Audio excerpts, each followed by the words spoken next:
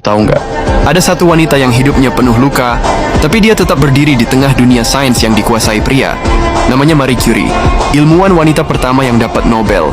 Bukan cuma satu, tapi dua, di dua bidang yang beda. Dia lahir di Polandia tahun 1867, saat negara itu masih dijajah.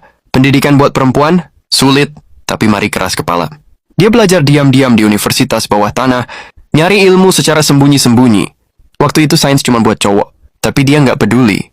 Dia ngelawan, dia pindah ke Paris, kuliah di Sorbonne, hidup miskin banget sampai harus tidur beralaskan buku di loteng kecil tanpa pemanas. Tapi otaknya luar biasa. Ranking 1 fisika.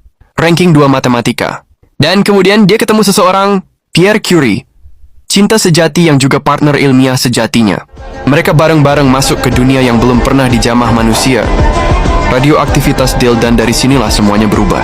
Marie dan Pierre Curie mulai meneliti zat misterius yang memancarkan energi tanpa henti. Dari ratusan ton batu, mereka berhasil menemukan dua elemen baru, polonium dan palladium. Dari sinilah dunia kenal istilah radioaktivitas. Tapi belum ada yang tahu bahayanya.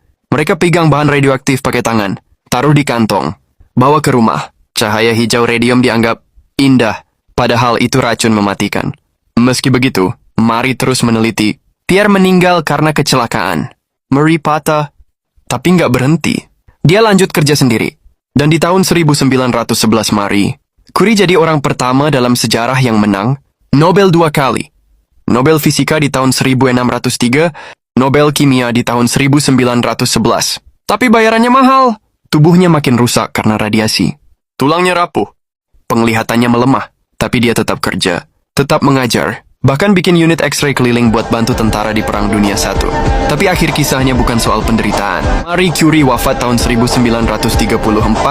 Tubuhnya rusak karena radiasi yang dia pelajari sendiri. Ironis? Enggak. Karena baginya ilmu pengetahuan memang layak diperjuangkan, bahkan dengan nyawa. Makanya dia pernah bilang, hidup bukan untuk ditakuti, tapi untuk dipahami. Namanya diabadikan di unsur kimia, curium. Dan satu-satunya orang yang pernah dimakamkan di Pantheon, Paris tanpa pernah menjadi pria, tanpa pernah jadi jenderal atau presiden. Dia bukan sekadar ilmuwan.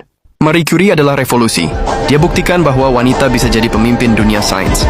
Dan sampai sekarang, dunia medis, energi, bahkan teknologi nuklir masih memakai warisan dari Marie Curie.